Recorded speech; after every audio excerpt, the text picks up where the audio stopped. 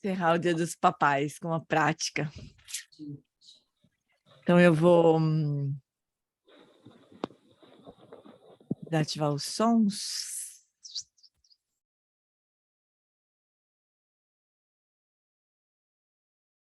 Então,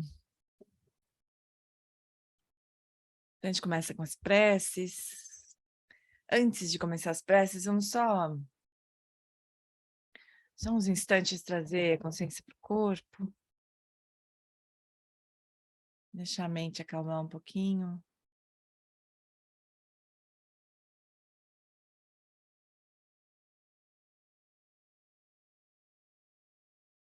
Solta todos os esforços agora.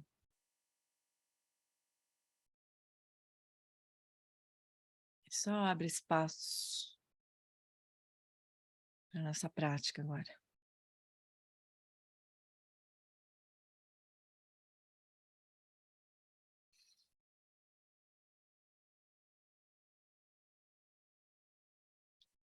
Então, a gente começa tomando refúgio. Uma vez em português, uma vez em tibetano, uma vez em português e em silêncio. Namo.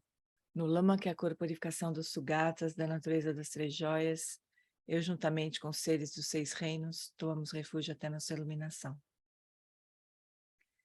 Namo Lama Deshe Dopeku Concho Songye Ranjela Dadam Drodro Semchenam Chanchu Bardu Kyapsuchi.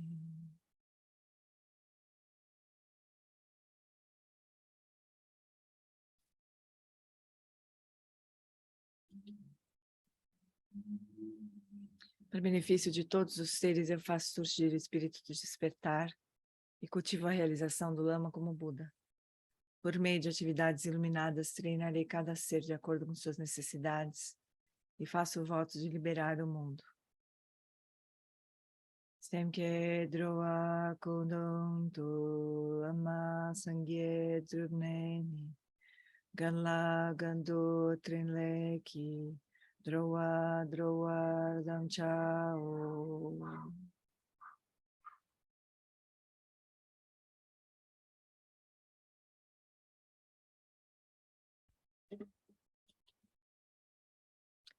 Hum. Na fronteira noroeste de Udiana, no coração de um lótus, está sentado aquele renomado como Padmasambhava, que alcançou o espantoso Supremo Siddhi e está cercado por uma hoste de muitas dakines.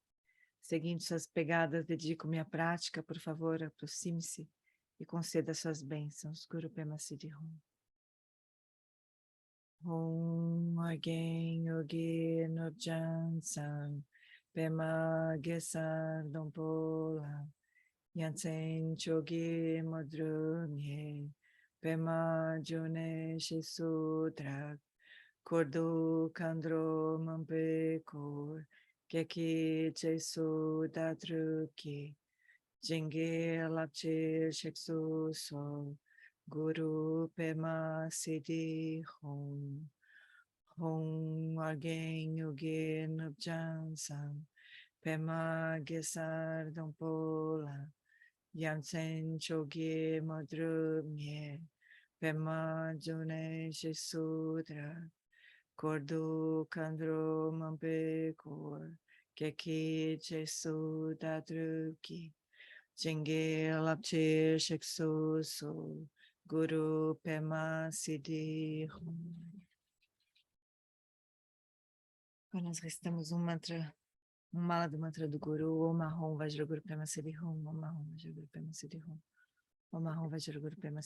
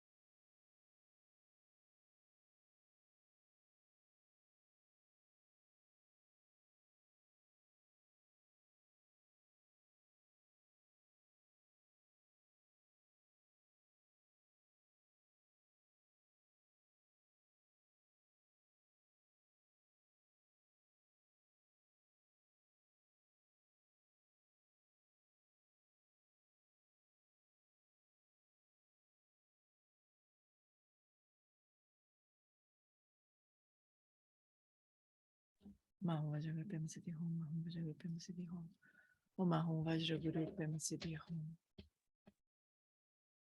Nós então recebemos as 4 iniciações de uma sílaba Om branca na testa de Guru Rinpoche, de uma luz branca, penetra pela nossa testa e purifica todos os obstáculos, obscurecimentos de corpo.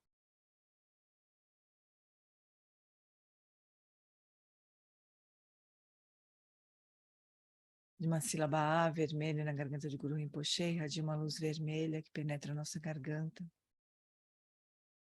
e purifica todos os obscurecimentos de fala, de energia.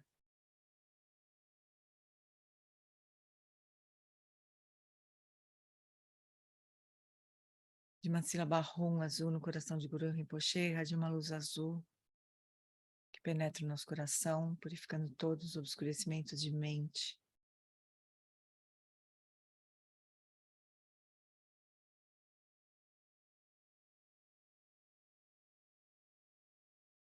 E dos 3 pontos de Guru Rinpoche, irradiam as 3 luzes simultaneamente, penetrando os nossos 3 pontos, purificando os obstáculos mais sutis de corpo, fala e mente.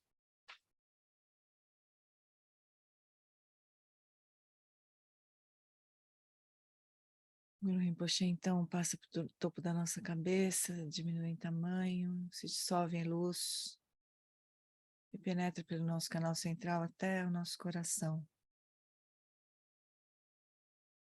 E nós tomamos consciência da indivisibilidade do nosso corpo, fala e mente, com o corpo, fala e mente de Guru Rinpoche.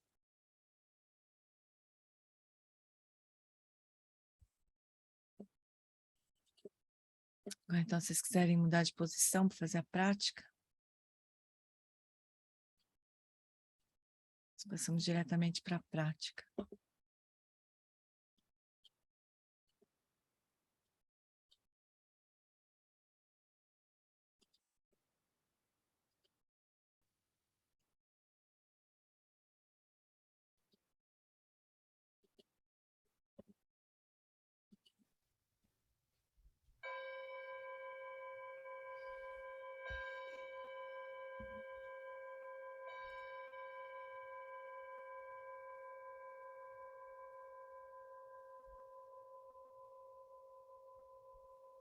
And swiftly dissolve all your conceptual constructs about your environment, your body, your mind, and come to rest in utter simplicity, in awareness, hovering motionlessly in the immediacy of the present moment. Então, rapidamente dissolva todas as construções conceituais a respeito do corpo, do ambiente, da mente, e repouse na simplicidade da consciência, imóvel, permeando o momento presente.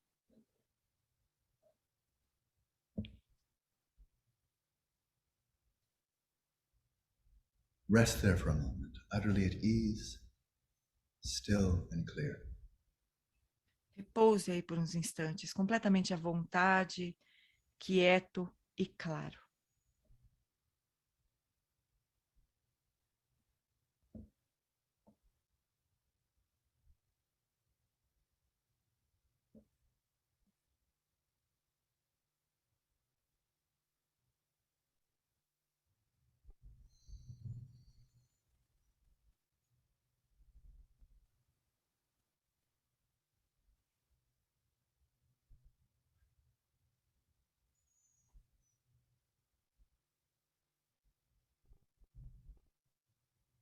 And while you're resting there in that flow of self-knowing awareness, examine it a bit more deeply. Do you have a sense of being someone in here, a person, you, who is aware of awareness?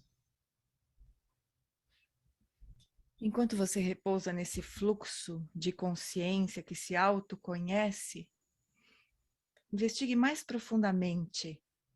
Você tem a sensação de ter alguém aí dentro, você, que está consciente de estar consciente?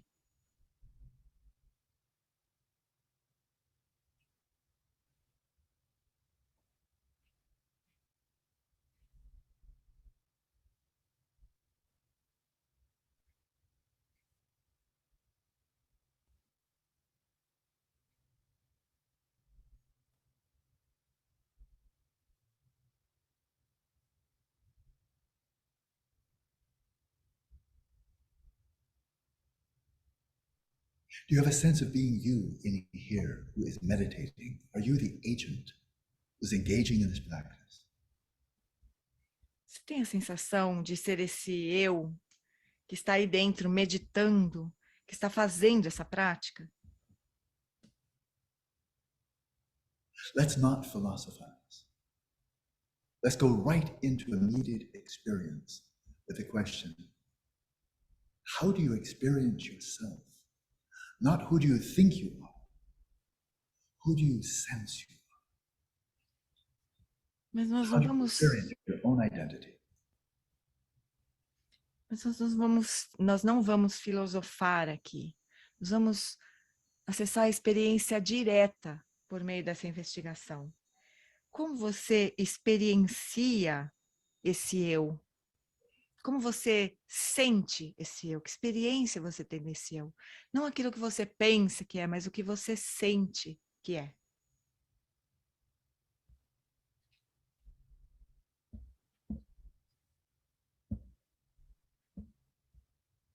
If you are the one who is aware, if you have awareness, as you have a body, you have a mind, examine closely. Who is it that is aware? And see what comes to mind. Se você sente que é aquele que tem consciência, que está consciente, da mesma forma que você tem um corpo e uma mente, então investigue.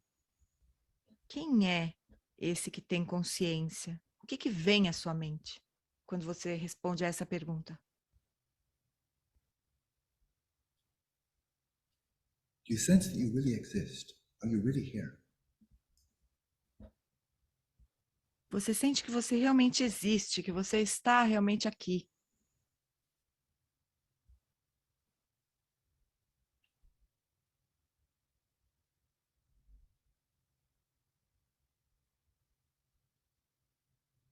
If you're really here, you're really in here, where exactly are you? Can you locate yourself? Se você sente que está realmente aqui dentro, onde exatamente você está? Você está localizado em algum lugar?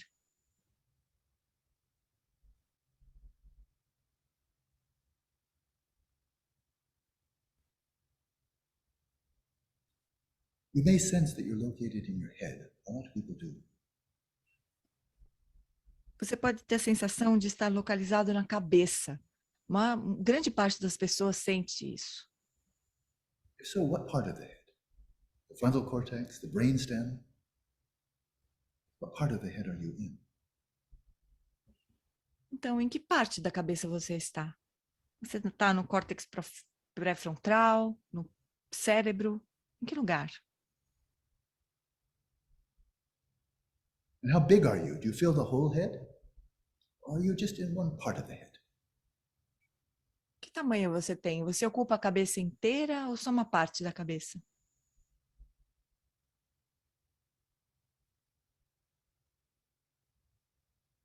Real you, do you have a shape, a size, a color? What do you look like? How do you appear to yourself? E que aparência que você tem? Você tem uma forma, um tamanho, uma cor? Como que você surge para você mesmo?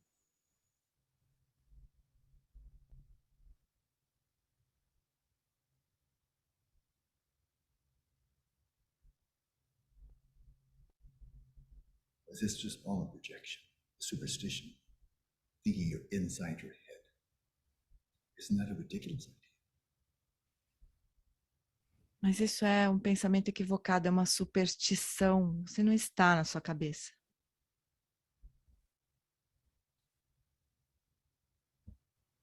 Or are you elsewhere in the body? Are you in your heart? Or do you pervade the whole body? Is the whole body pervaded by you? Será que você está em outra parte do seu corpo, talvez no seu coração? Ou você permeia todo o seu corpo? Seu corpo está todo preenchido pelo eu, por você.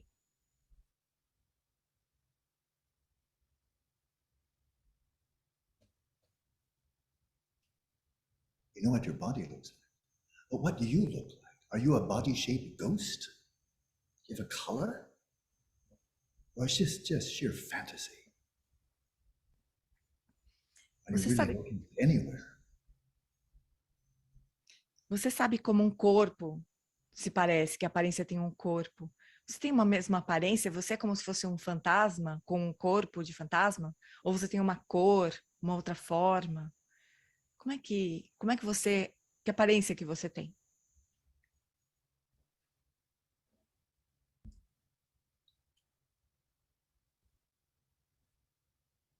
Or are you in your mind? Ou será que você está na sua mente?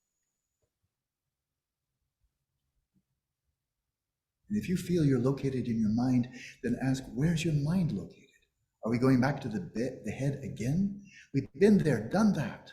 Nowhere to be found. Head's filled with a lot of things, but it's not filled with mind, and it's not filled with you. The brain consists of water, electricity, protein, and fat. Which one of those do you think is you, or your mind? E se você, então, acha que você é a mente, onde que está a sua mente?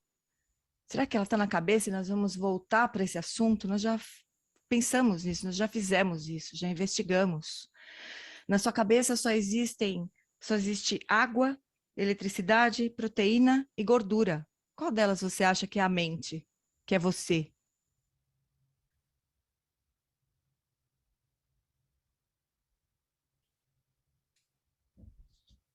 You think you're located in the mind.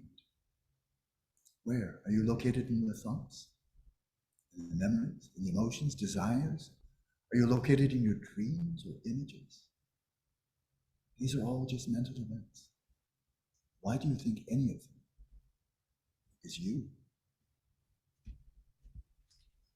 Se você acha que você está localizado na sua mente, então onde? Nos pensamentos, nas memórias, nos desejos, nas emoções ou nos sonhos?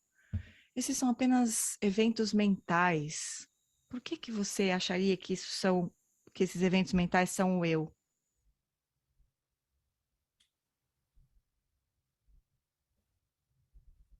You have a body and mind, and yet you're nowhere to be found among them. Can you be found apart from them? Is there a real you that is the landlord of your body, controller of your mind? Is there any evidence of you existing apart from it, in addition to the body and mind? Você tem um corpo e uma mente, mas ainda assim, você não pode ser encontrado em nenhum lugar do corpo e da mente. Será que você está, então, fora dele, como algo que controla o corpo e a mente, separado da mente e do corpo, em adição ao corpo e à mente? Nothing in the body or mind is you. And the whole world is empty apart from the body. Nem o corpo e nem a mente são você. E o mundo inteiro é vazio de você. Rest in that emptiness. Repouse nessa vacuidade.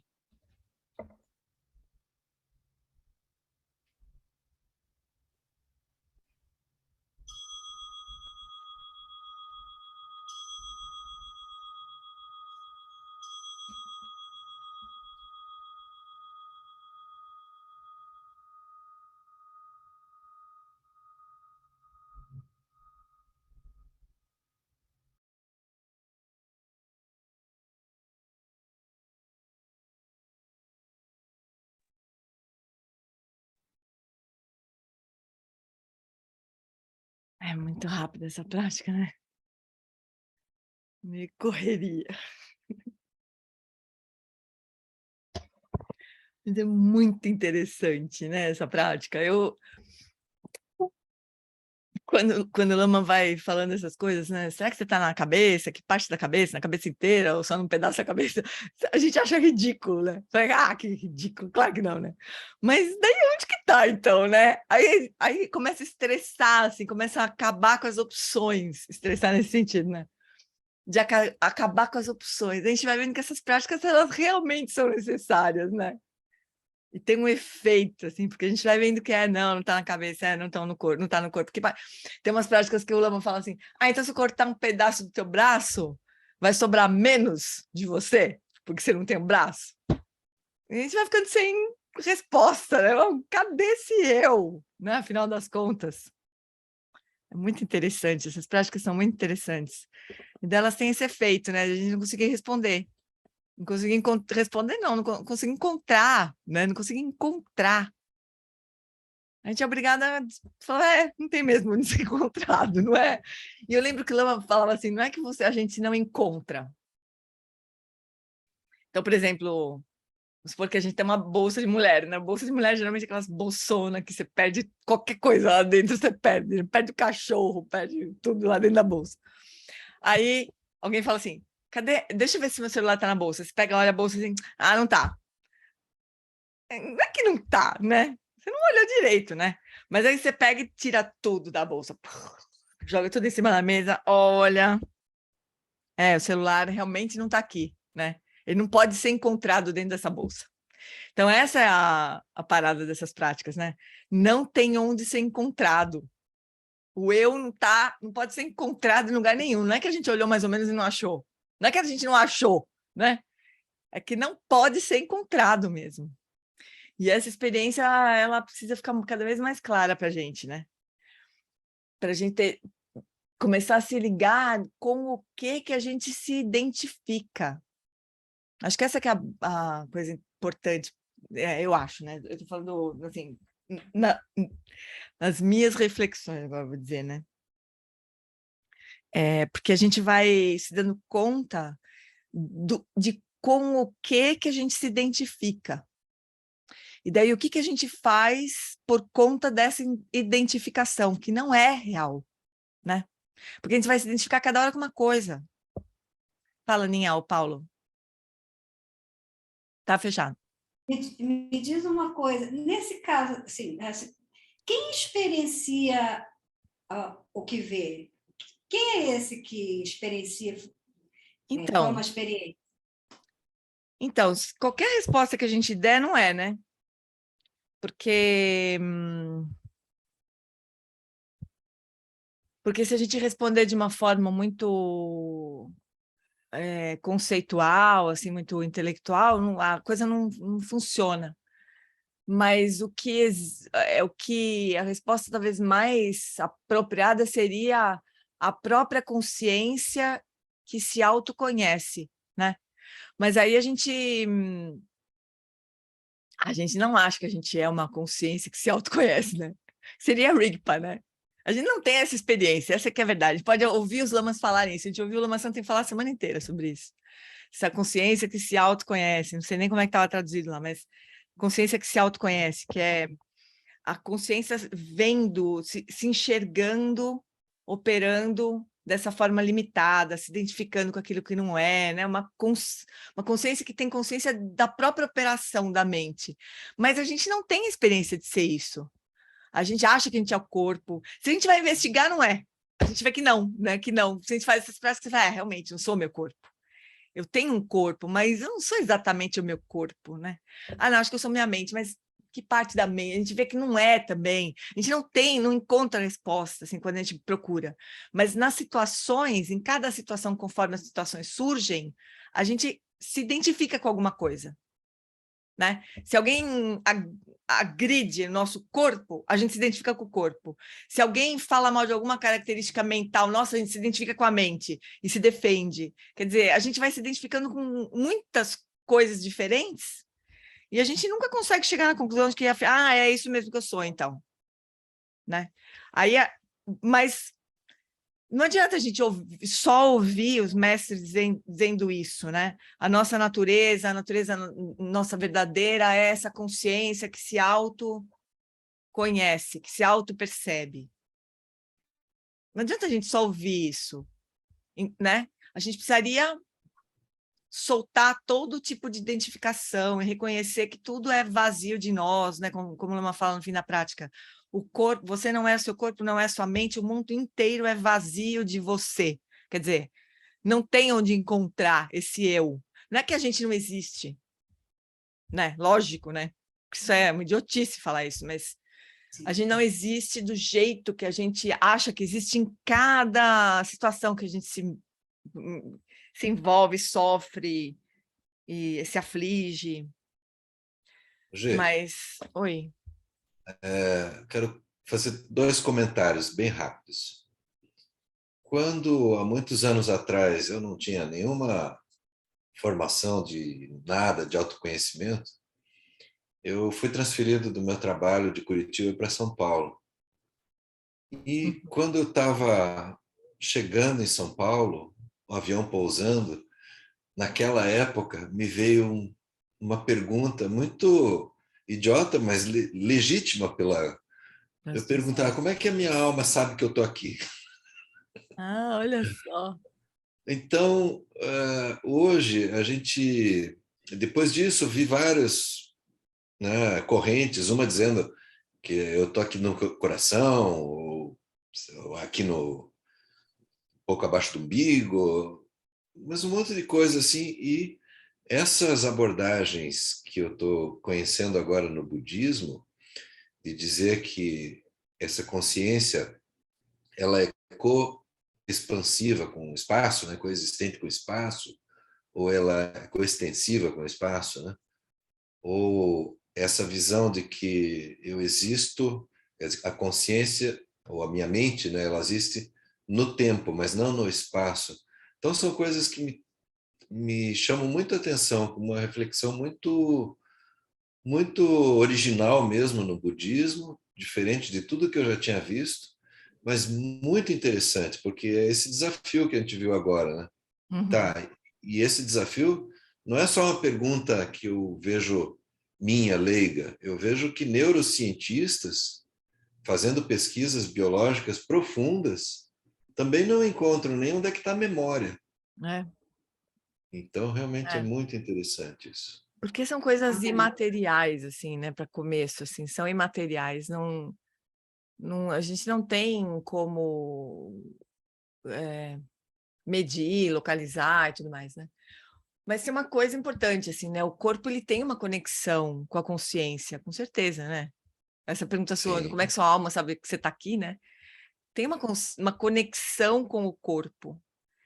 Então, quando no budismo se diz que é como se a gente estivesse no coração, né? Como se a nossa consciência estivesse no coração. Eu já ouvi, eu acho que o Lama Wallace dizer que isso não é verdade, mas a conexão do corpo com a consciência é no coração, é na região do coração. Então, quando esses lamas entram em Tukdam, que eles, né, o corpo não decompõe, eles tiveram morte cerebral e tudo mais, o corpo não decompõe, o coração continua aquecido, né? Então tem essa conexão nesse ponto. Não sei se foi Tenzin Wangyal ou Lama Langola que disse isso. Então tem uma conexão da consciência com o corpo. E daí tem um momento em que essa conexão se rompe e aí o corpo morre, né? O corpo já não está mais conectado com aquela força vital da consciência, né? Então a energia da consciência e a consciência se desprende no corpo, o corpo morre. É muito maluco isso, né? É muito louco, assim, olhar um corpo morto, né? Um corpo sem vida. É muito louco, assim. Né? A gente não consegue... O que é que tem... O que tinha e não tem mais aqui, né? É muito aí louco. nesse aspecto também eu tenho no meu currículo a honra de ter sido agente funerário. Olha só. E a gente vê que um corpo morto não tem nada a ver com um corpo dormindo. Você vê a Não, nada a diferença. ver. Estampada, não é a mesma coisa. A pessoa realmente não está mais lá, né? Realmente Mas não você está, vê, mas... mas não dá para descrever com clareza o que é É, exatamente que é é, diferente. é. Mas isso essa investigação, essa meditação analítica, né, de investigar qual é a experiência que a gente tem de eu, ela vai minando, né, essa solidez que a gente dá, esse o apego que a gente tem às coisas com as quais a gente se identifica, né? Acho que o propósito dessas práticas é esse, né? Daqui a pouco acho que a Palas Athena vai lançar esse livro do Dalai Lama que eu traduzi, que é o... como é que vai chamar, será? Acho que vai chamar Como Ver Quem Você Realmente É, eu acho que vai ser o título. Como você pode ver quem realmente você é. E é uma série de meditações dessas, assim, né? Para ir quebrando as nossas identificações todas. E daí, quando a gente quebra tudo, que a gente tem a sensação que não tem resposta, isso que a gente devia repousar nessa vacuidade, como o Lama diz nessa prática. Quando você, não acho, repousa. Sem mais palavras, só repousa nessa experiência. Até que ela vá se aprofundando, né? Porque esse é o ponto da meditação analítica. A gente deveria combinar as duas coisas. Na meditação analítica, investiga, repousa. Daí, investiga, repousa de novo, né? Aí esse repousar em qualquer tipo de insight que a gente tenha tido, né? Tipo, não encontrei, então a gente repousa naquele insight. Para que ele possa ir se aprofundando, né? Fala, Lê. Estão me ouvindo? Estava brigando aqui com o microfone. Sim. Tá, né? Essa prática, Giane, assim, eu não sei se é o conceito, algum tipo de conceito que eu estou trazendo para ela, questão da consciência ser um fluxo.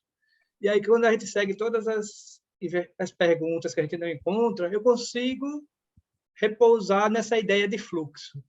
Não sei se eu estou mas onde trazendo está esse fluxo? É um conceito, né? É um conceito, né? Mas tá bom, não é nada assim, sólido, é alguma coisa que está seguindo. que está seguindo, né? Uma coisa que segue. A gente... O problema é a gente... Não é nem o problema, é difícil até você como é que fala? Solidificar uma ideia de fluxo, né? Você tem menos risco disso, mas se você ficar com conceito... A gente não precisa ficar com conceito, sabe? Eu acho que essa prática, ela vai levando a gente meio para o canto da parede, assim, vai botando a gente nas cordas, né? Do ringue, assim, né? Não é, a gente vai ficando meio acuado, assim. Aí tem uma hora que a gente não precisa ficar achando uma resposta. Porque se você for procurar onde que está esse fluxo, você também não vai encontrar onde que está esse fluxo. Fluxo do quê? Do tempo? Então você é o tempo, você é as histórias. A gente não consegue encontrar alguma coisa que seja. E daí o ponto não é a gente encontrar uma resposta. O ponto é a gente repousar na impossibilidade de dar uma resposta que seja adequada, assim. Mas a gente tem ideias de quem a gente é. A primeira ideia que a gente tem de quem a gente é o corpo mesmo, né? Aí vem, bom, mas o corpo é uma pessoa? Não é uma pessoa. Se você tirar uma parte do corpo, você continua sendo você? Até que horas você vai continuar sendo você, né? E no sonho, que não tem corpo físico? Você não tem a sensação de estar lá também? Eu acho essa coisa do sonho, às vezes o Lama faz isso, né? Ele leva para essa experiência do sonho. No sonho, gente, não tem corpo nenhum lá, nem de ninguém, nem nosso, nem de ninguém. Mas não tem uma sensação de que a gente existe, assim, lá? Muitas vezes o Lama comenta que já aconteceu isso comigo também, eu já sonhei que eu era uma outra coisa, eu não lembro mais o que eu era. Mas eu sonhei que eu era uma outra coisa. E tem uma aluna dele que sonhou uma vez que era um papel sulfite que passou por baixo de uma porta. Assim. Então, que é isso? Né? Que pode ter várias formas, e que no sonho não tem forma nenhuma, não tem nada material lá, mas a sensação de eu estar lá, né? É muito louco, né? Muito louco. A gente precisa esgotar isso daí. Porque não vai, a gente já dá para entender que a gente não vai encontrar uma resposta, né? Mas não pode ser uma coisa só intelectual, a gente precisa mesmo ir, puta, né? Não, né? Realmente não é, não é. Então, tá bom, vai. Ufa. Aí tá bom. Aí pode ser que a gente repouse na vacuidade do eu. Mas daí a gente vai levantar da almofada Primeira coisa que doer, a gente vai surgir o eu de novo lá, para fazer qualquer coisa, sei lá o quê. Como se fosse de verdade mesmo, né? O Lama sempre fala que surge esse mudra, né? Quando ele fala do eu, surge o eu. E, pessoal, esse é o samsara. Dessa desgraça, desse eu que surge mesmo, assim, ele... Ó, tem um post-it aqui na frente da minha cara, aqui, ó, escrito o seguinte, uma instrução do Eric. Use as emoções egoístas ou autocentradas para investigar a ausência do eu. 500 vezes por dia, tá escrito lá no negocinho. Toda vez que surgir uma emoção, uma raiva, a gente... Quem é que tá com raiva? Cadê? Cadê esse eu que tá com raiva? Cadê esse eu que tá, sei lá, com dor? Cadê esse eu que tá, sei lá que jeito? Qualquer emoção autocentrada. O Lama também fala isso, né? Quando surge a raiva, a gente devia olhar bem para esse eu que tá com raiva e falar, bom, agora tá, cadê você? A gente não vai achar. Só que parece que nessas horas ele tá mais evidente. Aí a gente fala assim, se você tá tão evidente assim, então mostra a cara. Agora então, tá, deixa eu te ver agora. Não vai achar. A gente vai achar uma imagem, uma história, uma fala, uma lembrança, alguma coisa assim, mas cadê o eu que tá com raiva? É um trabalhão esse aí, mas é super central, né, pra gente. O Geshe Pende, ele fala que a gente tá que o motor do Sansara, assim, a experiência de Sansara, ela vem dessa fixação ao eu, a mente da fixação ao eu, mind of self-grasping, ele chama mind of self-grasping, quer dizer, essa solidificação de um eu e da autoapreciação, assim, de tudo que a gente faz para cuidar desse eu, para defender, para agradar, para confortar, para estabilizar, para ter segurança, tudo que a gente faz. Isso é o Sansara, isso é a nossa vida. O Lama falou uma coisa dessas agora nesse retiro, ele falou assim, ó, quem não tá chorando não entendeu. Uma frase do retiro lá do texto que ele está ensinando, que era mais ou menos isso, assim, que o Sansara é isso só, né? É dureza, mas é isso, pessoal. Esse é o nosso trabalho inteiro, né? Mas é dureza, porque a gente não quer, no fundo a gente não quer soltar, porque a gente tem medo, né? Eu vou soltar isso, vai sobrar o quê? Esse fluxo contínuo mental, mesmo que seja para a gente aí no conceito, mas já é um grau menos sólido. Já é um grau menos sólido. Mas ainda assim é um conceito. E daí, se a gente fica com conceito, a gente perde a experiência da ausência de conceito, né? Esse é o único ponto, mas claro, já é melhor, claro, com certeza. Porque se a gente realmente se identifica com o fluxo, pelo menos a gente entendeu a impermanência. Pelo menos a impermanência está aí dentro, né? Porque a ideia de fluxo está embutida a ideia de impermanência, né? O entendimento de impermanência. É uma grande coisa, com certeza. Mas nessas práticas a gente não precisa encontrar uma resposta. Mas qualquer resposta que a gente encontre, a gente deveria investigar. Então, o fluxo é uma pessoa? Cadê esse fluxo? Onde que ele está? Que cor que ele tem? De onde que ele vem? Para onde ele vai? Né? Fala, Robson. É uma questão muito interessante, quer dizer, eu realmente não consigo encontrar o eu solidificado, mas eu também acho que nunca vou encontrar a vacuidade do eu, por outro lado, também, né? Também Porque não. quem procura a vacuidade do eu é alguém que está pensando ser o eu. É aquela mesma coisa que a gente nunca encontra o presente. Porque agora que eu falei, há um segundo atrás eu já estava falando, já não está mais. E, por outro lado, também o futuro e o passado, a gente não segura, a expectativa e a lembrança, ou seja, é aporia em cima de aporia. A gente vai ter que conviver com isso, é a minha impressão. Então, mas eu acho também. Eu acho que o ponto não é a resposta, o ponto é o processo. O processo de investigação vai puxando o nosso tapete, puxando, até uma hora que a gente se entrega, fala, tá bom. Tá. E, Giane, a gente chegando à conclusão que realmente aflições mentais atrapalham a nossa lucidez e o contexto que a gente está inserido, eu já acho um bom passo. Claro que é. E aí a gente não tem um botão para falar, ó, clash is off. Não tem. Então eu falo, puxa, então pelo menos eu queria ter um segundo sempre para que eu não seja só arrastado. Uhum. Gente, a gente consegue ver isso empiricamente na nossa vida, Uhum. né? A gente não precisa falar, o Lama falou isso. Tudo bem, ótimo, eles falam, é ótimo, ótimo. Mas a gente vê, entendeu? É aquela coisa que eu brinco que dá para ticar. Tem algumas coisas que dão para ticar, né?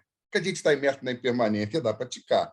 Que a gente, quando a gente fica com alguma emoção perturbadora, piora a nossa lucidez. Uhum. Eu acho isso tão claro, eu acho que todo mundo percebe um pouco isso, né? Eu acho. Eu não sei se impermanência dá para praticar, sabe? Para mim não dá, porque volta e meia eu me pego querendo segurança. E querer Mas, ter Giane, segurança. você está querendo segurança exatamente porque tem impermanência. Se Então, você bota um determinado refúgio no negócio justamente, transitório, as coisas mudam, você fala, justamente. nossa senhora, Por isso que eu não entendeu? tico. Então, Por isso que eu não tico. oi? Por isso que eu não tico impermanência. Não, que a gente está imerso na impermanência, você não tira? Estamos, Não, que a não, gente está imerso conceitualmente, na impermanência. claro, né? Conceitualmente, claro que eu Não, sei. não, mais que conceitualmente. Ah, Eu viro e eu mexo, eu lembro falo. quando era criança, era eu entre aspas, né? Com outras identidades, com outro gostar e não gostar, mudou muito. Não, com A certeza, impermanência mudou. Óbvio atuou. que mudou. Isso eu também entendo, que as coisas mudam, também entendo. O que eu estou querendo dizer é o seguinte: que aflições que ainda surgem para mim, que tem a ver com a resistência à impermanência das coisas. Ah, mas isso eu também acho. Ah, Mas então. uma coisa é a Então não gente é ticar, ticar. o que eu digo ticar é o seguinte, entendeu? Ticar no sentido, eu tenho certeza que a gente está imerso na impermanência. Eu Eu também estou tenho, imerso na impermanência. mas ainda assim eu sofro quando, sei lá, quando eu imagino que alguma coisa vai Eu não mudar. disse que isso era suficiente. Ah, Né? entendi. É Então não é bem necessário, mas ticar, quando a vai, é gente botar vai, um highlight, assim, vai, tá mais ou menos. aquelas coisas que você fala assim, ó, aí há insatisfatoriedade na experiência física, a primeira nova verdade. Eu Isso para acho mim que está uma coisa, ticado. eu acho que um critério, assim, que a gente pode ter é o quanto surge de aflição por conta de algumas coisas dessas, né? Se eu me aflijo, porque assim, eu entendo a impermanência, não, eu entendo a impermanência, a gente já conversou, mas, eu entendo a vacuidade do eu, entendi. Só que aí, qualquer coisa que me ameace, em algum nível, entendeu ou não entendeu? Né?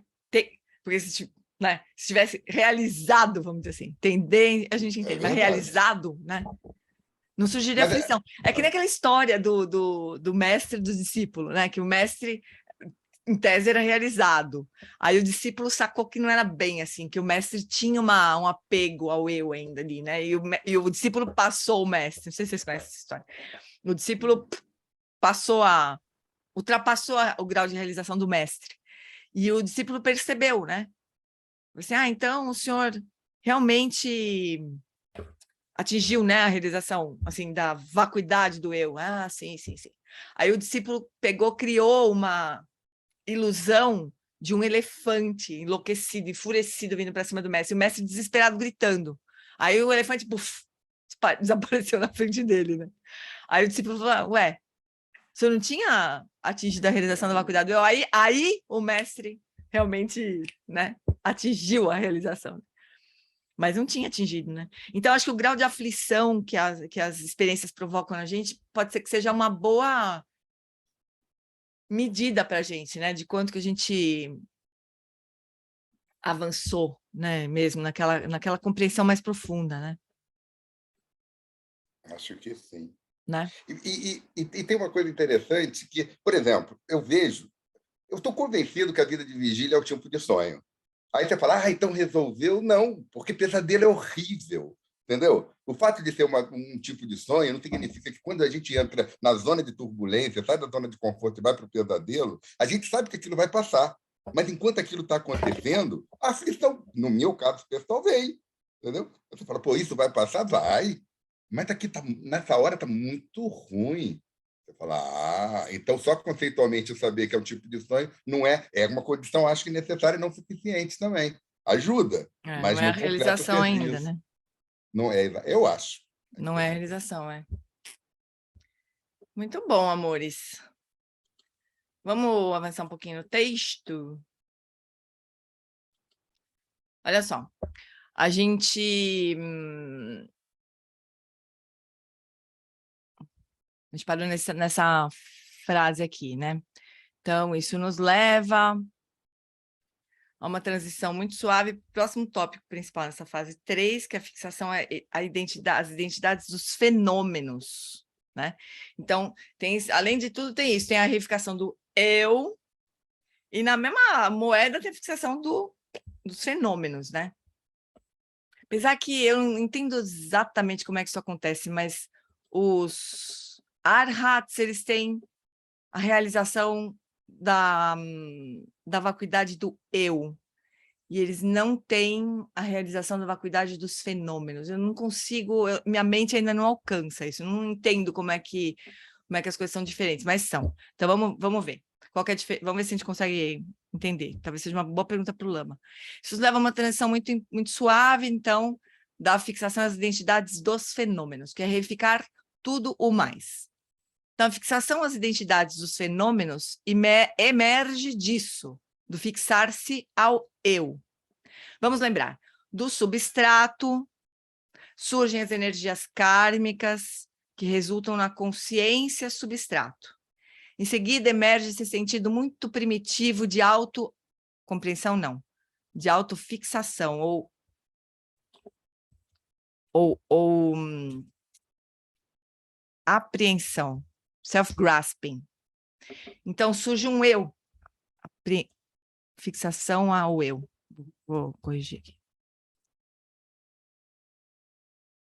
Então, o Lama está explicando os 12 elos aqui, que é a consciência aflitiva, que catalisa a atividade mental sutil e grosseira, a atividade mental conceitual, e aí que surge a reificação de tudo o mais. Então, isso aqui são os 3 primeiros elos, assim, super detalhados. Então, o primeiro elo, né, seria o substrato aqui, representado aqui pelo substrato, primeiro elo dos 12, né? Ignorância, quer dizer, é como se fosse aquilo que encobre a consciência primordial, né? A lucidez. Então, tem o substrato. Aí as energias kármicas se movem, né? Então, o Lama sempre fala que tem uma simetria, né? De energia, assim, nada se movendo no substrato. Aí, de repente, um karma ganha um momentum, assim. Então, uma energia kármica desponta. E aí, aquilo emerge, né? Então, emerge como um sentido muito primitivo de autofixação, de fixação ao eu. O Trungpa também eu acho que é aquele livro do materialismo espiritual, ele fala disso, dos grãozinhos de areia. Não sei se vocês já leram esse trecho. Ele fala que tem uma areia de praia, assim, uma praia, né? Aquela areiona, assim. Areia meio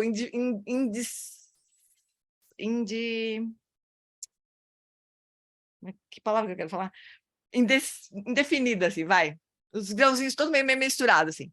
Daqui a pouco um grão de areia se dá conta, olha, eu sou um grão de areia. Eu sou um grão de areia. Aí tem os outros grãos de areia, né? Olha, eu sou um grão de areia. É quando a gente se dá conta de que tem eu aqui, né? Então, isso surge no terceiro elo. Alguma marca kármica se move, né? Alguma energia kármica se move. E aí, no terceiro elo, surge esse Klishta-manas, que chama, esse eu aflitivo, esse eu, que se percebe separado, né? Começa a se perceber separado, assim. Aí surge aí o resto dos 12 elos é só um processo de fortificação desse eu, né? Para ele conseguir tudo que ele quer, assim, o resto dos 12 elos é isso aí. Mas o terceiro elo então surgem essas consciências nesses vários dessas várias maneiras. Então, primeiro surge esse sentido muito primitivo de fixação ao eu, né? Consciência aflitiva, Klishta-manas, né? Que catalisa a atividade mental. Então, começa a surgir as atividades da mente, sutil e grosseira, e a atividade mental conceitual. Aí, daqui a pouco, começa nome e forma, quer dizer, essa mente começa a nomear e identificar formas, né? Que é o quarto elo. Aí, o quinto elo, surgem os sentidos físicos, surgem as consciências associadas aos sentidos físicos, né? Aí, o sexto elo, surge o contato, o encontro das consciências com os objetos das consciências. É o sexto elo. O sétimo, a gente começa a dividir as coisas. Gosto, não gosto, esse aqui vem para cá, esse aqui vai para lá, esse aqui nem tô vendo. Então, o sétimo, ela ops. O sétimo, a imagem do sétimo, ela é muito interessante, porque é uma pessoa furando o olho, assim, né? Com uma flecha. Então, assim, a gente já era ignorante lá desde o primeiro elo, já enxergava mal as coisas. Chega no sétimo elo, a gente começa a dividir o mundo, né? Entre coisas que a gente gosta, coisas que a gente não gosta, coisas que a gente nem se importa. E o resto da nossa vida, a gente vai passar querendo acumular coisas que a gente gosta e querendo se afastar de coisas que a gente não gosta. Esta é a nossa vida, né? O resto da vida, até morrer. Aí chega o 12º. A gente vai ficando cada vez mais bom nisso, né? Daqui a pouco chega o 12º elo, a gente morre. É impressionante ver a descrição da roda da vida. Você fala, meu, tipo quando você tem uma doença. A primeira vez que eu vi a roda da vida, eu falei, meu, a gente é muito óbvio, né? Tipo quando você tem uma doença que você acha que só você tem. Aí você pega e lê no livro aquela doença que você tem, num livro de papel ainda por cima, não é na internet, um livro de papel. Mas, nossa, isso aqui é o que eu tenho, eu achei que só eu tinha, mas não é, tá no livro ali, né? Todo mundo tem. É igual, a roda da vida, só que a roda da vida é pior ainda, porque todo mundo tá ali na roda da vida, né? Muito louco. Então, é isso, é assim que começa a palhaçada. A gente começa, eu tô aqui, né? O resto da turma tá lá. Deixa eu aumentar um pouquinho o texto. E daí a gente começa a reificar todo o resto, né? Então, primeiro nós nos reificamos, quer dizer, nós reificamos o eu. E com base nisso, como dominós caindo, nós vamos reificar o que é não eu, quer dizer, o mundo, né? Todos os fenômenos que não são eu. É isso que perpetua o samsara, que está na raiz do nosso vaguear pelo samsara. Eu chego a duvidar que seja só isso, porque meu Deus, parece tão simples, né? Parece tão simples. Só que não, né? Assim, pode-se cortar ou dissolver a reificação de si mesmo, do eu, e ainda reificar o corpo. Ah, tudo bem, o eu não existe, mas o corpo é real. É assim que acontece mesmo. É assim que o Arhat, ele realiza, tem a realização da ausência do eu, mas não do corpo, das outras coisas. Então, o corpo real. Reificar as coisas ao seu redor. Então, isso também nós precisamos investigar. Vocês sabem que, aliás, eu vou até falar para vocês, na quinta-feira, não da semana passada, anterior, não sei que alguém assistiu aqui a aula sobre Prajnaparamita, do Don Hendrik, sobre o Sutra do Coração? Meu, o que é aquilo? O Walter viu, eu lembro, a Marcinha também. Ele explicou palavra por palavra, e tem uma coisa que ele falou que não está na nossa tradução. Eu sei que isso aqui é muito detalhe, talvez vocês nem nunca tenham prestado atenção nisso. E aliás, eu estou para falar com o Nicolodi, com o Marcelo, sobre isso. Quando, no Sutra do Prajnaparamita, quando o Shariputra pergunta para Avalokitesvara, né? Como que uma filha de nobres qualidades deveriam praticar, que desejam praticar a Prajnaparamita, né? Deveriam praticar. Então, é como se fosse assim, um Arhat, que é o Shariputra, não é um mané, que nem nós, é um Arhat, né? Ele já tinha a realização da vacuidade do eu. E ele está perguntando para um Bodhisattva. Então, é um praticante do Hinayana perguntando para um praticante do Mahayana. Né? Como é que um praticante do Mahayana, como é que vocês, Bodhisattvas, praticam a Prajnaparamita? Né? É super bonita essa visão, eu nunca tinha ouvido desse jeito. Possivelmente já falaram, né? Óbvio, mas eu nunca ouvi. Assim eu não ouvi, né, no meu caso. Então, aí, a resposta que o Avalokitesvara dá é: todos os 5 skandhas também têm a natureza da vacuidade. Ele começa assim a responder para o Shariputra. Só que na nossa tradução para o português, não tem essa palavrinha também. Ele fala, todos os 5 skandhas são vacuidade. Acho que é assim. É assim, eu não ouvi exatamente. Então, todos os 5 skandhas têm a natureza da vacuidade. Mas no texto que ele estava lendo lá, e a explicação que ele deu era, todos os 5 skandhas também têm a natureza da vacuidade. Aí ele falou assim, ele diz também, porque ele sabe que ele está falando com o Arhat, que já tem a realização da vacuidade do eu. Olha só que interessante isso. Só que eu nunca ouvi isso, assim, eu não ouvi, porque e agora, depois que passou a aula do cara, eu fui olhar a nossa tradução, não tem esse também lá no texto em português. Então, é como se o Avalokitesvara começasse já a explicar direto os 5 skandhas, né? Mas tem esse também ali. Aí, isso significa que o Avalokitesvara, que é um Bodhisattva, está explicando para um Arhat que, além do eu, todos os 5 skandhas têm a natureza da vacuidade. Não é interessante? Desculpa se vocês não acharam, mas eu achei muito interessante, até porque não está na tradução em português, né? No nosso texto, na nossa sadhana, pelo menos. Eu não sei se tem alguma outra sadhana. Mas eu achei super interessante, assim. Primeiro, essa visão de que é um praticante Hinayana conversando com um praticante Mahayana, né? Um Arhat conversando com um Bodhisattva. Não é super lindo isso? São os dois giros da roda do Dharma e o Buda lá só botando as coisas no lugar. Que é o terceiro mesmo, né? Giro da roda do Dharma. Ele dá uma arrumada, assim. Achei tão legal essa explicação. Mas, enfim, os Arhats, eles atingem o Nirvana, né? Então, eles não têm mais aflição mental nenhuma, não tem mais o eu ali para ficar aflito. Fim. Só que eles não andam no Sansara, eles ficam no Nirvana. Até que alguma coisa acontece lá, o Buda vai lá, dá um vamos aí neles, presta atenção nos Arhats, vamos aí, pessoal. Tem muita gente sofrendo, né? Vamos trabalhar aí. Aí eles entram no caminho do Bodhisattva, né? E aí eles atingem a iluminação, no fim. Mas interessante. Então, só para falar para vocês, que ele começou lá na semana passada e agora, quinta-feira, ele vai falar de novo, vai terminar.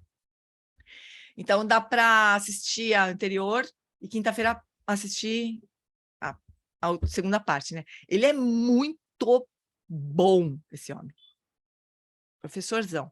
O Lama Zopa, depois a Venerável Nandro me disse que o Lama Zopa considerava esse dom aí como um dos melhores alunos que tinha no FPMT. Ele é realmente muito bom, né? Melhor explicação que eu já vi do Prajnaparamita também, viu, Walter? Cara, linha, palavra por palavra. Olha que ele não está com tempo, hein? Se ele tivesse com tempo... E ele mostrou também um quadro maravilhoso sobre o caminho do Bodhisattva, né? Todos os booms. Achei incrível, pessoal. Se vocês puderem, acho que vale muito a pena, viu? Quinta-feira, acho que é... Deixa eu ver que horas são. Que horas são, não. Que horas que é? Quer ver? Eu vou mandar o... Quinta-feira, 19h30. Vou mandar já. Colocar aqui no... não adianta muito. Depois eu mando com calma.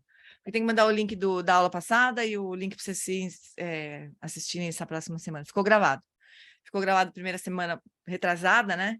E aí tem um link para o Zoom dessa semana. Muito bom, gente. Realmente muito bom. Se vocês não puderem assistir na quinta-feira por alguma razão, vai ficar gravado também, né? Tchau, Val. Feliz dia dos papais, querido. Prole da espera. Tchau, querido.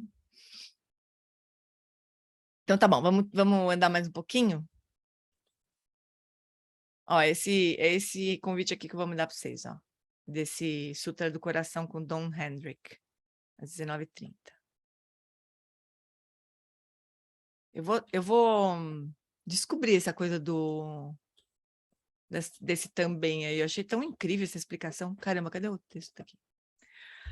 Bom, então, assim pode-se cortar ou dissolver a reificação de si mesmo, do eu, e ainda reificar o corpo, né? Então, por isso que o Avalokitesvara fala, então, os 5 skandhas têm a natureza da vacuidade. Forma é vazio, corpo é vazio, vazio é forma, né? E assim por diante.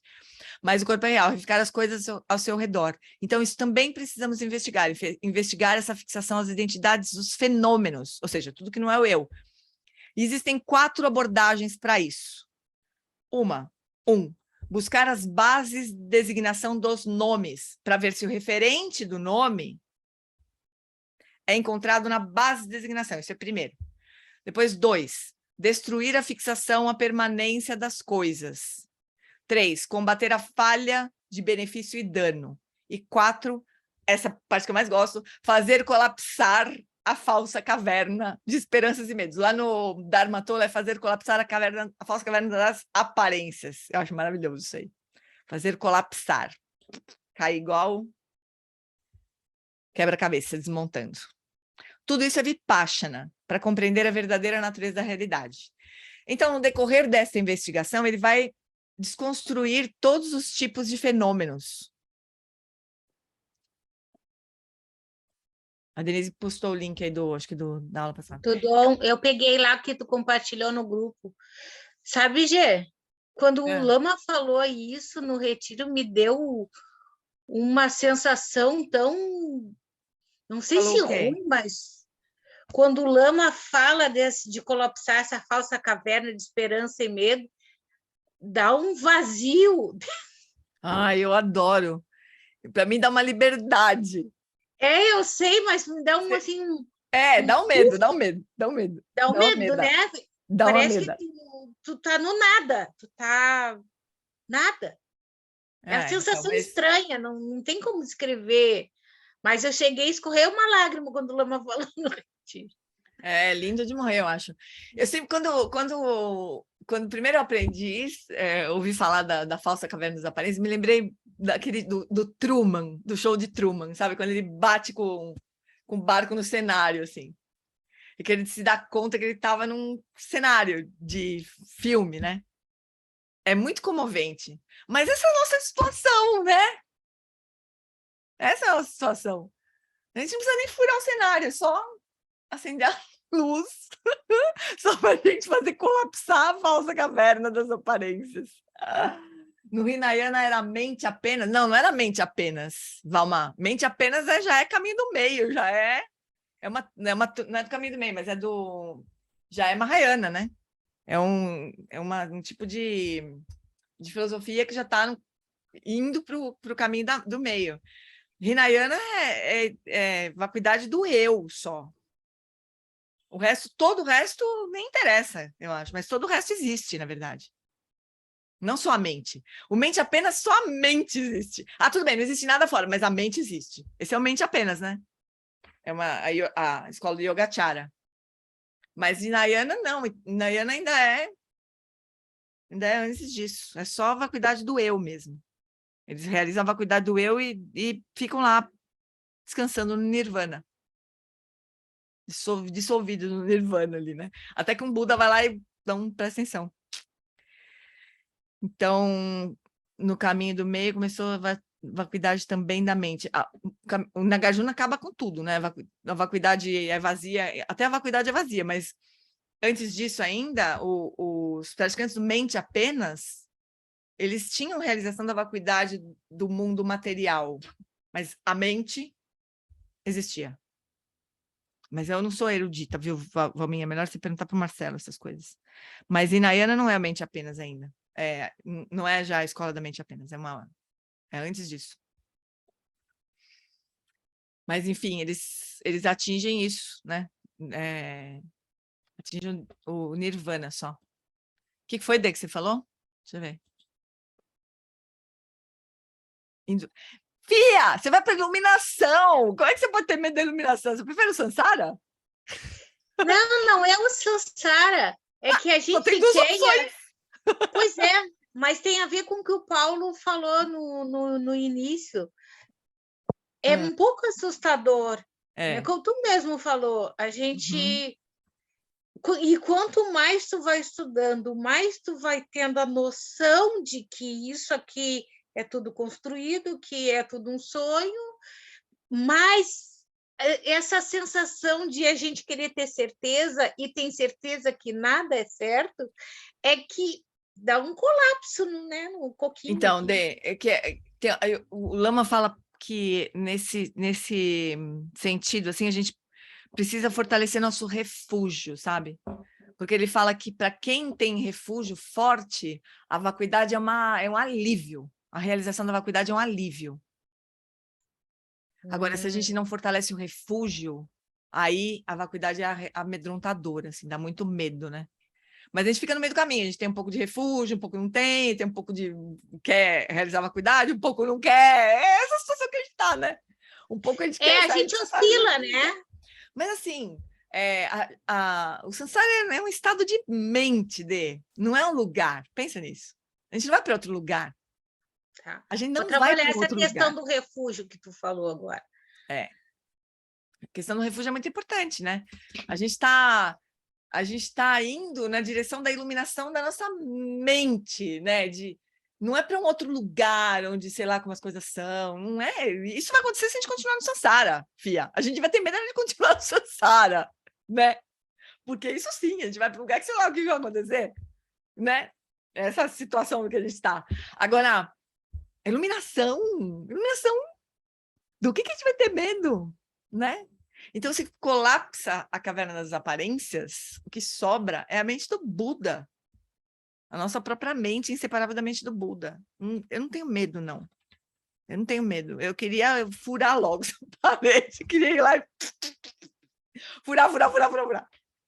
Porque é um estado de mente. A gente não vai para um outro lugar, muito menos pior, né? Mas a gente vai com calma. A gente vai tranquilamente, com calma. Então o Lama vai explicar, deixa eu ver, a gente vai, vamos ver se dá para a gente... Ele não vai falar muito profundamente da coisa das bases de designação, mas vamos ver. Então, tem 4 formas, né? Primeiro as bases de designação dos nomes.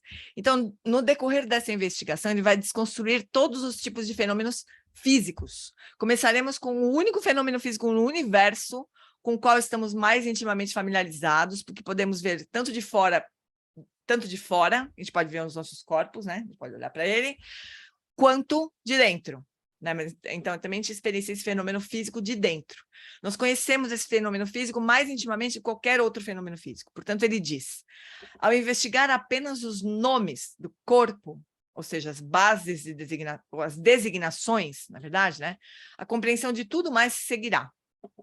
Então, uma possível base de designação do corpo, se eu olhar para a imagem aqui da Jeane, esse é o corpo da Jeane, eu vejo o rosto dela. E aí falar, sim, é o corpo da Jeane. Então, é assim, a cabeça não é o corpo.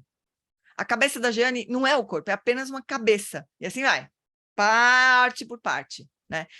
Tudo para dizer que o nome que a gente dá nunca é igual ao que a gente está querendo designar, ao objeto que a gente está querendo apontar, né? Então, várias partes distintas do corpo também podem ser a base de designação do corpo, mas ele rebate. Os braços não são o corpo. As laterais do corpo e as costas não são o corpo. As pernas e as articulações não são o corpo. A carne, o sangue, os ossos, medula, canais, tendões não são o corpo. Então, o corpo não é equivalente a nenhuma de suas partes. Ele é imputado às partes. Então, junto um monte de parte, de um determinado jeito, chamo de corpo, né?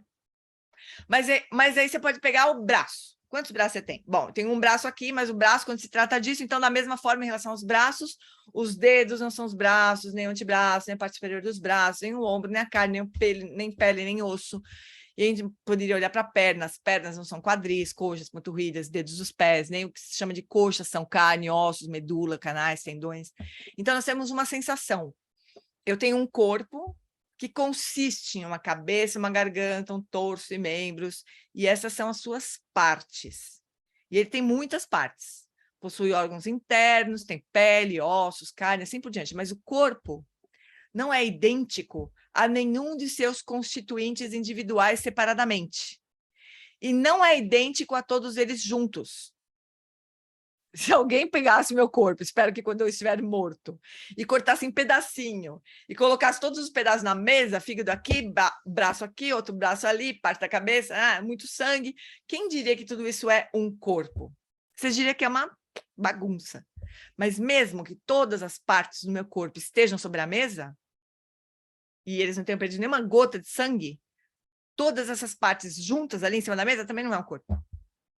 Eles são agora um monte de partes. Então, isso é verdade quando o corpo é desmembrado e é verdade agora. Eles são apenas muitas partes. São partes até o nível de partículas elementares, são apenas partes.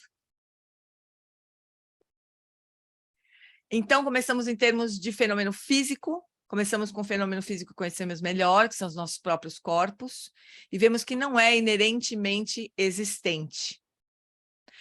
Depende da designação conceitual, né? O corpo, fenômeno corpo, surge quando eu falo. Isto é um corpo, né? Com base nas partes, sei lá, mas nada que eu for apontar, cadê o corpo? Não acho corpo. Igual a gente não achou o eu. Mesmo jeito, cadê o corpo? Ah, tá aí esse monte de pele, sei lá, isso é um corpo. Mas cadê o corpo mesmo? Não acha igual o eu. Então, começamos em termos de fenômeno físico, né?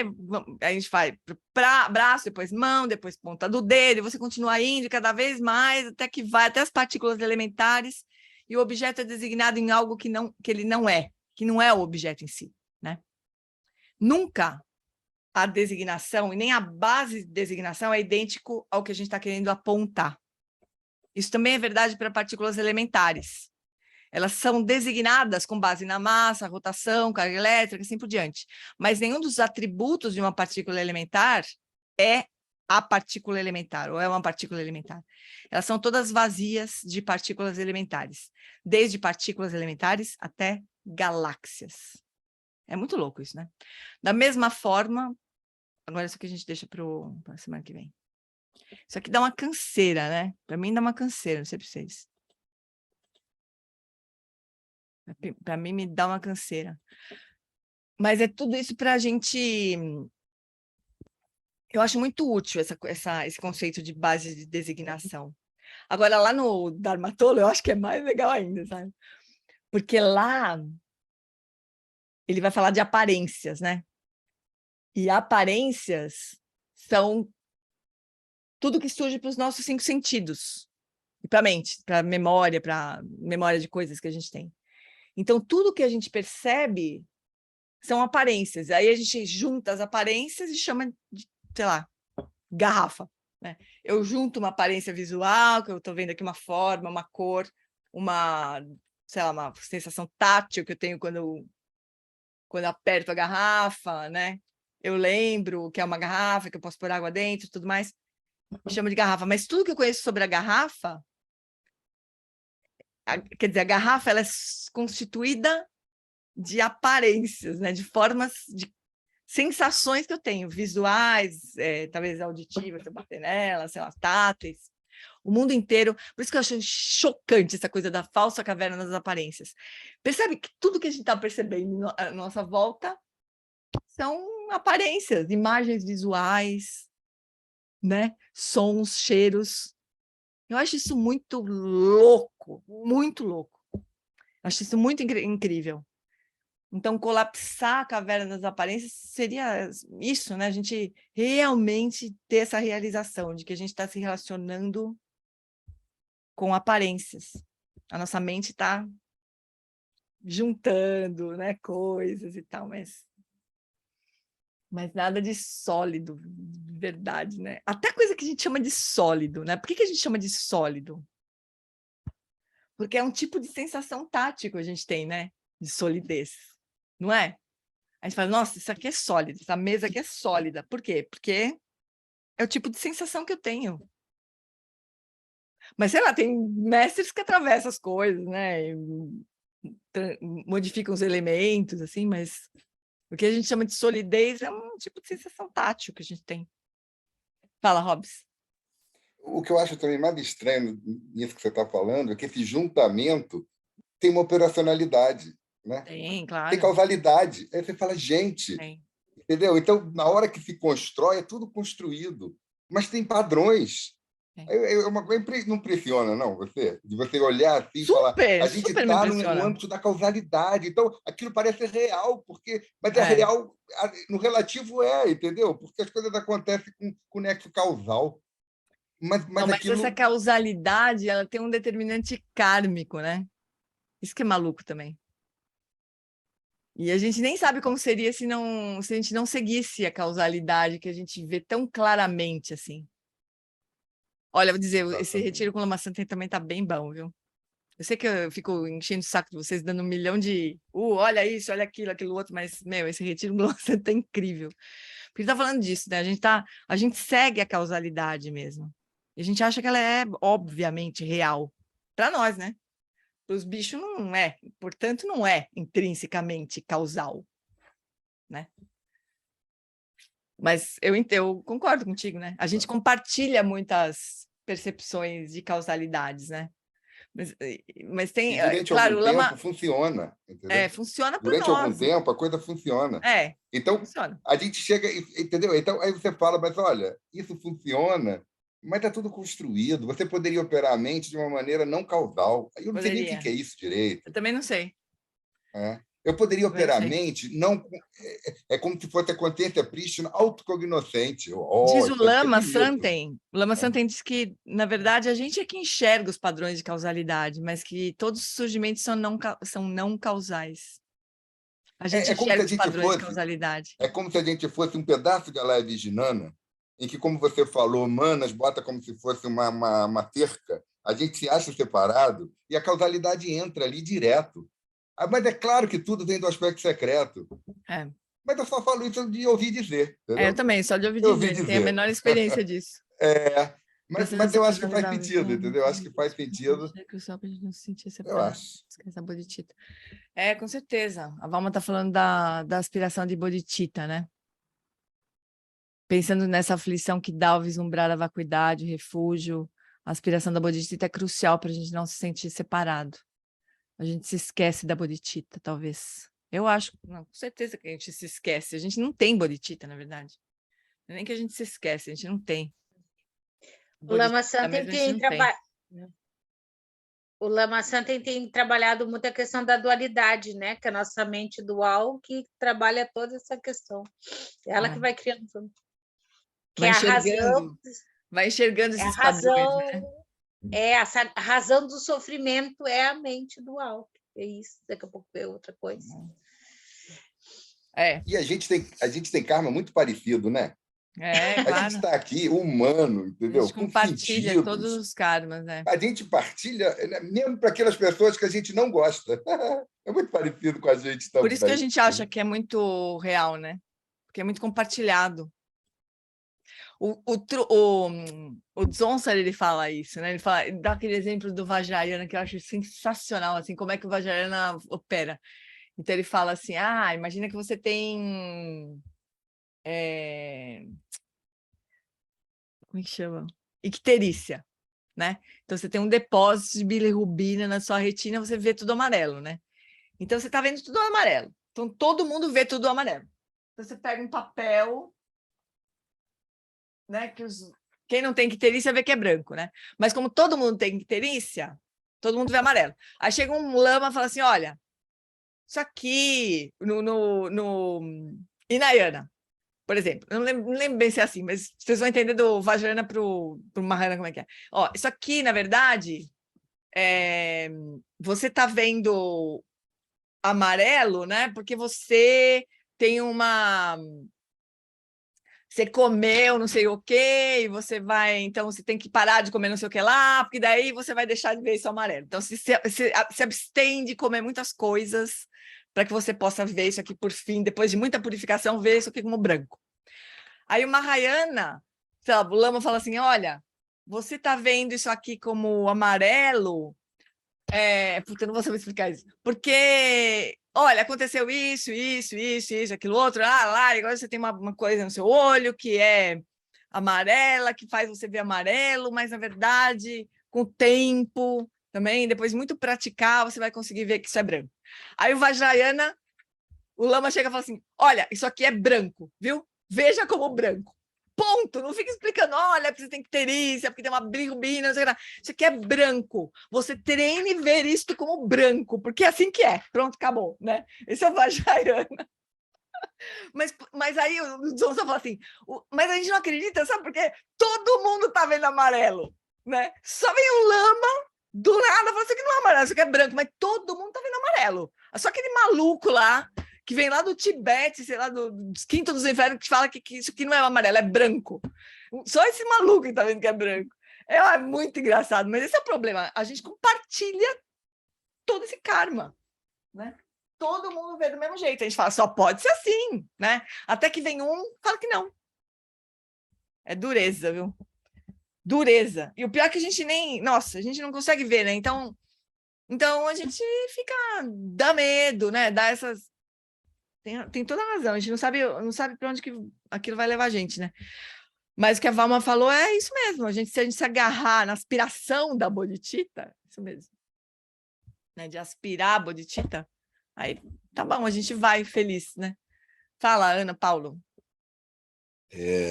Até mesmo na nossa cultura ocidental, né, na filosofia grega, você vê lá Platão falando que nós estamos vendo só sombras na caverna. É uma outra O cara já sabia das coisas também, né? imagem, né? Mas, poxa, como é que eu vejo, então, os seres reais e não as sombras, né? Então, apesar dessas culturas serem tão distintas, a gente tem pistas de que não está vendo o que é real. Só não sabemos como chegar lá. Eles sabiam das coisas, né? Os matemáticos também, o Lama sempre fala disso. Então tá bom, meus amores, vamos encerrar? Eu que estava querendo ir pro Puja com o Lama Santer. Ele atrasa, né? Então não tem nem problema. 7 horas, mas ele atrasa uns 15 minutos. Já tocou a concha. Já tocou a concha, então, ó, já tocou a concha é modo de dizer, né? Porque deveria ter começado às 7 horas, né? Tocou a concha às 7h15. Ah, tá bom. Então, tá bom. Então, daqui a pouco a gente já pega o Lama lá. Então, vamos dedicar aos nossos méritos. Eu queria dedicar ao Bruno, um amigo nosso que faleceu, um jovenzinho, assim, que faleceu essa semana, amigo do Gustavo, meu amigo. E queria dedicar os méritos a ele, e a gente dedica a todos os seres, mas a gente pode também dedicar as pessoas que têm mais conexão kármica com a gente, que podem se beneficiar mais diretamente, né? Então, por essa acumulação de méritos, possa obter a onisciência que tudo vê e possam todas as falhas ser superadas. Que do turbilhão de ondas revoltas do nascimento, velhice, doença e morte, deste oceano do Sansara, possa eu liberar os seres. Sonamdi, Tanchesi, Pani, Tonene, Pedranam, Panjeshin, Kiganati, Balon, Trupai, Sipecho, Ledroa, Droa, Show. Acho que é os papais também, né? Essa longa vida, sua santidade, Dalai Lama, no reino cercado de anéis e montanhas nevadas, você é, sem exceção, a fonte de todo benefício e felicidade. Poderoso Avalokitesvara, Senhor da compaixão, Tenzin Gyatso, que seus pés de lótus permaneçam firmes por centenas de eons.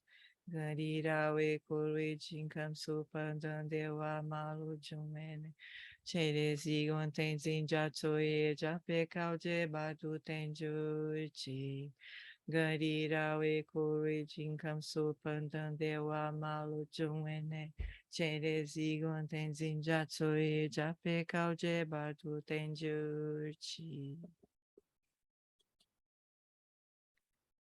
Paz longa vida ao Lama, Luola, Sitempa, Tuando, Jechanchen, Dangil, Kansanzin, Pema, Karai, Tenzin, Kebusha, Petempa, Danze, Trini, Dashin, do céu, Ade, Takodrola, Jampe, Chachen, Pakel, Zandra, Menan, Tendo, Tsikan, Alan Wallace Shedrakpa Ikebushen Persha Petengurchi Zanlinchi Danke Parnuchok Sugil Teni Yutabur Selzepa Lopon Keki Kutsetzetrin Gedro Cantar Pelam do Tripade.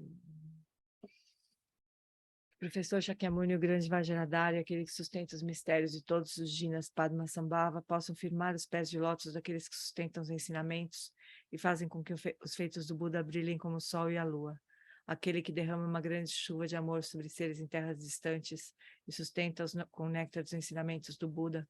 Aquele limitadamente afortunado, o grande ser conhecido como Alan Wallace, possa sua vida ser longa. Em Jambudvipa em geral, especialmente no Ocidente, você ilumina os ensinamentos dos Jinas como a luz do sol.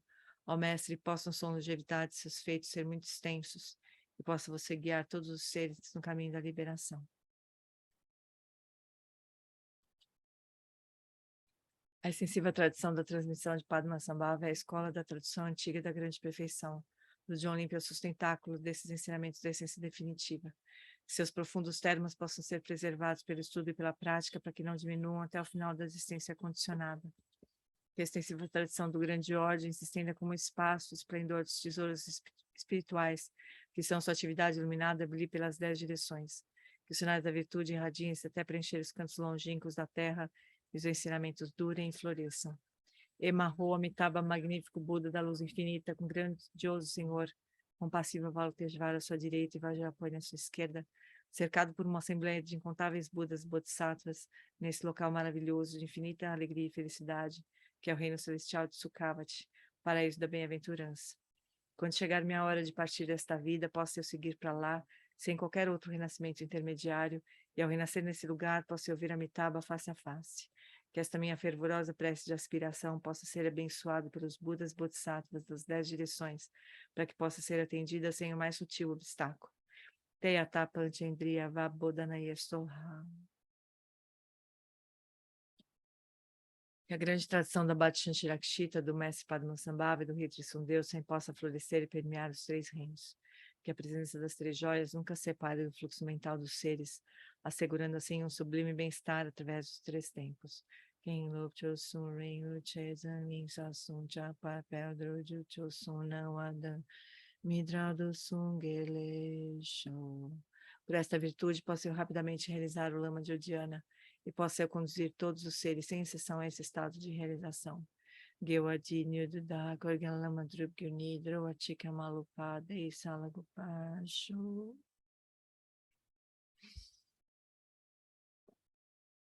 Feliz Dia dos Papais para todo mundo. Obrigada. Beijo. Boa semana, amores. Se Boa cuidem. semana para você. Boa Boa semana, semana pessoal. a todos. Beijo. Beijo, beijo. Obrigada, Gê. Beijo, pessoal. Beijão. Tchau, Obrigada. tchau. Beijo.